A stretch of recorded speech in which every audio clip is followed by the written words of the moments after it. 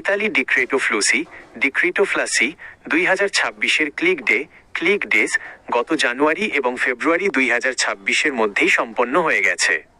সেই হিসাব অনুযায়ী নুল্লা ওস্টা বা কাজের অনুমতিপত্র আসা ইতিমধ্যেই শুরু হয়ে গেছে এবং বর্তমানে পুরোদমে আসছে।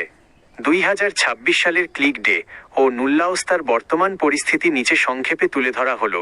2026 সালের ক্লিক ডে র সময়সূচি যা শেষ হয়েছে 12 জানুয়ারি 2026 সিজনাল কৃষিকাজ সিজনাল এগ্রিকালচার, 9 ফেব্রুয়ারি 2026 সিজনাল ট্যুরিজম ও হোটেল ব্যবসা সিজনাল ট্যুরিজম হসপিটালিটি, 16 ফেব্রুয়ারি 2026 নন সিজনাল বা স্থায়ী কাজ নন সিজনাল সাবঅর্ডিনেট ওয়ার্ক, 18 ফেব্রুয়ারি 2026 ডোমেস্টিক বা গৃহস্থালী কাজ কেয়ার গিভার্স ডোমেস্টিক ওয়ার্ক। নুল্লা ওস্তা আসার বর্তমান আপডেট। ইতালির নতুন নিয়ম ও আইন অনুযায়ী ক্লিক ডের পর সাধারণত 30 থেকে 90 দিনের মধ্যে প্রেফেক্তুরা বা অঞ্চলভেদে কিছুটা কম বেশি হতে পারে নুল্লা ওস্তা ইস্যু করা শুরু হয়। মার্চ-এপ্রিল 2026 থেকেই মূলত প্রথম দিকের সফল আবেদনগুলোর নুল্লা ওস্তা আসতে শুরু করেছে।